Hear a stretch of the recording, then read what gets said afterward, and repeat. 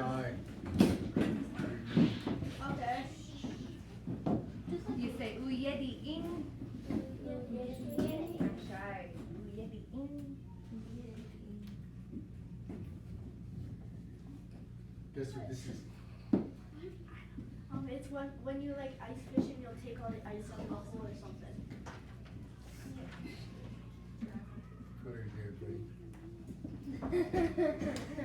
Were you here before? No. My grandpa just has a whole bunch of that. Like little things. Who's your grandpa? Luke. Williams? Wow, Luke. Uncle Luke. He's too young to have grandson that age. Hey guys, yeah, that's exactly what this is. It's an ice scooper. Definitely get all the ice out of the ice box. I was gonna say fish feed.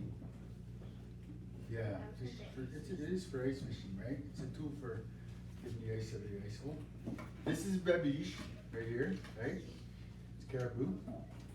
You wrap that up with caribou there too. Drill the holes, put all it back and forth. Next thing you know, you have an ice scooper. And you won't regret having one of these tools ever. Believe me. It's a little bulky, but it works. Want to pass that around? Don't knock yourself out.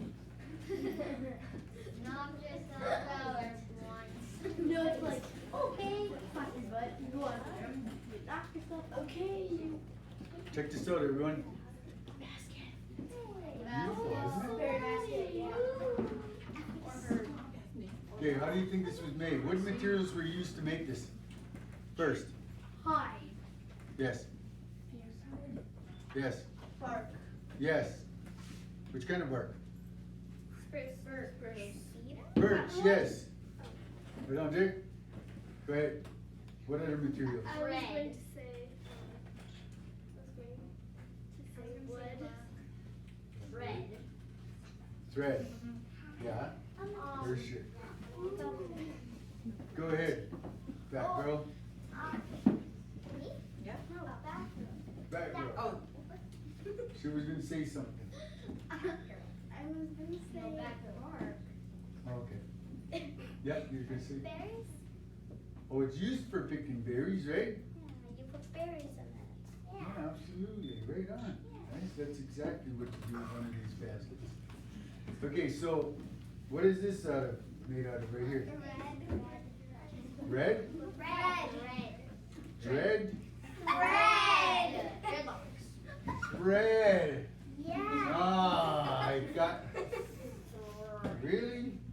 Does that look like thread to you? No, Sinew. Leather? Wait, Sinew. It's not beef. Oh, porcupine quills. Oh, Yeah. Porcupine quills. Dyed porcupine. Dyed, to be specific. Yes, and that's exactly how you make it right there. You gotta make yourself a pattern, right? Get your quills, dye your quills, get your birch bark, make a shape, put all your quill work on there, put it all together with what? How do you sew this all together with? Sinew. Yeah, you got sinew right here, right? There's sinew right there, and person put sinew together, but in traditional way, there's other stuff that was used, which is this right here. And so what do you call that? I was just gonna say Say what? that. No, this here, this stuff right here. No, I was not Is it It's kind of like bark, It's like the but it's, bendy wood stuff. you got it. It's off of trees. Is it like we call my You're gonna get, Is it off of a willow tree? no, Like do weave with it? you can, It's like I know what it's called, but I don't know what it's Spruce called. root. Yeah. It's called spruce roots, everyone. Okay, so how you put the bag, or how you put it all together, you sew this piece on to this piece, use spruce roots. Okay? In the springtime, everything is ready to make these things, in the springtime. When the sap is Down. Running. Running. Good. You got it. That's the word. Running. And the sap is sappy. Absolutely. And so you know what? When the sap starts running, everything starts to become more flexible. Okay? The bark, sap is running. This becomes more flexible and it's more workable and it's more bendable. The spruce roots, when the sap is running, they're more pliable. You can sew with them. Now in the later year, and say in August, September, they're too dry. You try to sew with them, they crack. Or when you put them through the hole and they bring them out the other hole, then they get sort of kind of like fuzzy or furry. Like all these little strands start coming off of it. And it looks kind of weird. Not weird, but Ugly. no, it's just like, it doesn't look neat, right? It's very hairy. Can't really see much on here. They pick the roots at the right time. When you pick the roots at the right time, when you pick everything at the right time, everything goes good. And what I'm doing with you right now, I'm teaching you something here. See, go ahead. When's the right time to pick? Which is the question. Perfect question. You wanna answer her? The spring. Springtime, when the sap is running, remember? So, when the sap starts running, it's around the beginning of June to the middle of June. Sometimes if you get to July, if you get to the month of July, it's just on the edge. It's very, very edgy. You wanna go too far in July to wait to get this bark. Because if you go there in July and the sap's not running, you can barely get this bark off the tree. And if you do get it off, a whole bunch of other stuff will come off with it. It's not gonna look good. It's not gonna be as pliable. Go ahead, do you have a question or I have comment? a cranberry bush. You wanna go to the cranberry bush? I have cranberry bush. Well, you do? I have raspberry bush. You have a raspberry bush? I have a raspberry bush. I do too. I have an apple tree. Oh, no you don't. What Not if here. what if you get your bark and it has sap on it? Does that matter? Like, cause the sap's running and stuff? It won't work. No, it'll dry off. It'll dry off. I'm Yeah. going inside the With the bark, it'll start to dry off. Okay, so all you gotta do now, so now you know what materials, right? You got the quills, porcupine quill. Best time to get the porcupine quills is in the springtime or summer. Later month, a lot of oil in it. So this time they're nice and clean, they're very pliable, and all you do is you put water in the saucer, drop the quills in the saucer, and then you can put them through the holes very easily and they won't break. So you soak the quill before you use it. Okay? You can dry them out and keep them forever. They're not gonna go bad on you. If you dry it out, all you have to do is just put it back in the water and it becomes pliable again. Did you make that too? Not this one, no, this was a gift to me. I have quite a few baskets and different things, like even this little boat here was a gift to me.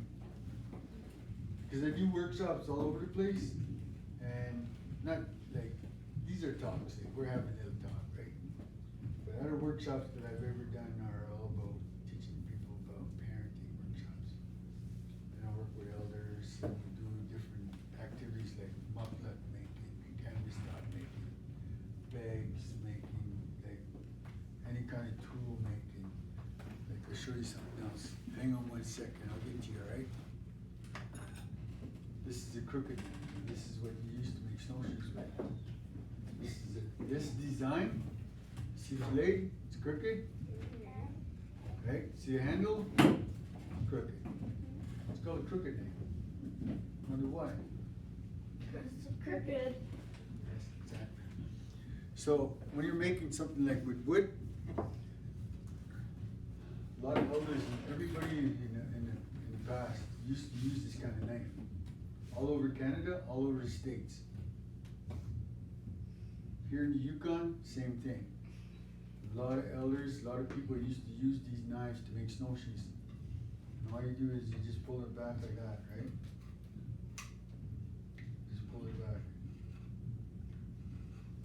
And what this is, if you're really good at this, using this knife, planes the wood. You know what planing means? Making a smooth surface. That's what I was gonna say. I knew you were gonna say that, so I said it for you. But now that they have advanced planers. Yeah, exactly. But you know what? You don't need electricity for this.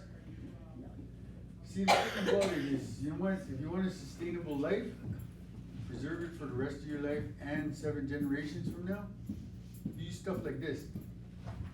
It doesn't take electricity. You don't need any electricity. All you need is your own power of this thing, okay? And you can smoothen this thing, this all out so nice and smooth just by using this knife. It's like a planer. It's an amazing tool. And it's a design that was from the beginning of time, maybe. Go ahead. Are the words on the? Oh, the words are the guy who made this. This will go back here. This was a gift that was given to me too from a friend of mine. He sent it to me. Go ahead. Have you ever made one of those baskets? This style. Did I make one of those? Not this style. I made round ones, like this. Oh, did you put like the quills in there? Yeah, the quills. I do dye. I can dye all the quills. I can teach you how to do all the quill work. Can make designs, and I can teach you how to put all that in and all of it together. So I know how to do all of this basket, but I have a pattern like this basket right here. I have a pattern like that. Well, I've actually not made one of those, but I made round ones. Go ahead. Oh, what is the original dyes for the porcupine quill? It's a good question. Like how would you dye? Yeah, there's different kinds of barks that you can do with colors. There's different kinds of berries that you could do for colors. Like, there's a certain kind of plant that's totally red, bright red. And Yeah, it's a dye. I don't even know what that plant is called. But it grows in the after remember rain. it, it's like, I think it's very rich. That red?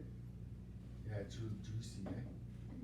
Yeah, and once you press it, it gets just automatic red. Your fingers will be red. I know it. It's called a menorah. And I think it might, Right on. He knows about it. Who else? He's a botanist, right? Knows about plants. What's so funny? He knows it's knowledge. You went like this. he's like, Now that part's a bit funnier. Okay, you wanna say something? Yeah. Would dandelions be a yellow dye? It's a good thought. It should be worth looking into. Yellow. Actually, you know what? Here's another dye. These are ochres. There's yellow ochre, there's blue ochre, red ochre. And those are dyes. Are they trees or? They're what? Are they trees? No, they're rock. Okay. Yeah, and how you get the color out of them, you burn them first. Put them in the fire, burn the rock, and after that, it turns a certain color. Like red, have you ever heard of pictographs? No, but what do those red, yellow, and whatever yolk ochres look like? Hang on a sec. Have you heard of pictographs? pictographs. Yeah. There's petroglyphs, there's pictographs, and those are drawings that were on the wall along the river with red paint Oh. or in caves. I know. Oh yeah, I know what those They're are. called pictographs. Yeah, Yeah, I know those are. Yes? Yes, they used to do it a lot. In the They old used to tell stories on there. It's just like what you guys did to the ceiling here. We didn't do that. We did not. Hi, Travis. Oh no, guys. Somebody And did. it'll be done. Chevy. Thank you for coming out, Melissa. Yes, thanks. Oh, yeah. Very chichi. Dami Dishi. What? What are you saying? See you again, Amanda. Okay. Oh. No, just Okay, 1 second, everyone. You got a question? Comment. Do you use paint berries? Paint berries? Paint with berries? You mean like pink berry? No. Is that a she means the berries die. See, do you use like berries like paint? Yeah. You like look at them. Oh, okay, yeah. I don't see why not. Yeah. It's sort of like a paint, right? So you can use it as a color. Yeah, when I lived in Burwash, we saw them all over. Yeah, there's no reason why you can't do that. Okay? So, everybody, so now you're learning lots about different things in a natural way. Like the knife, that's a natural tool. Like, you know what? If we were to use things that were created, like this is created right here, this boat. Do you ever see any of those kind of boats beside the river? No. Why? Because they're too small for a human. Hang on 1 second. You know what? They used to make these kind of boats all the time here. Like, there was tens of thousands of people up here in Yukon. First Nations people. And they used to make these kind of boats all the time. How come we don't see them on the trail anywhere?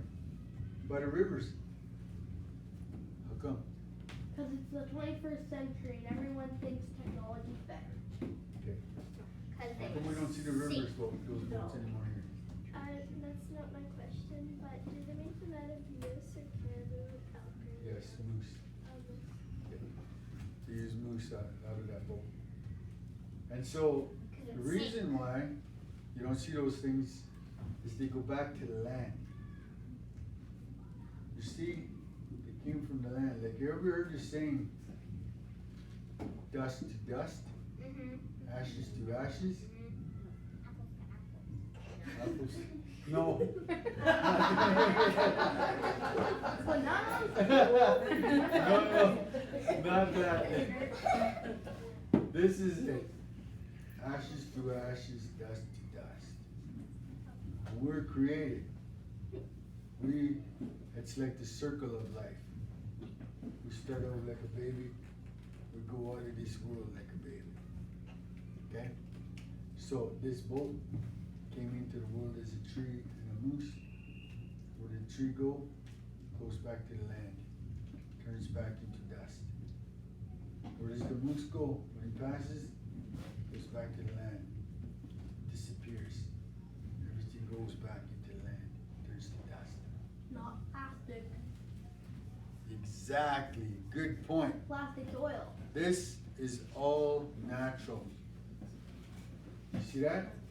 Everything that's natural goes back to the land. It was created, it goes back to the land. A drum is created, goes back to the land. Snowshoes, created, goes back to the land.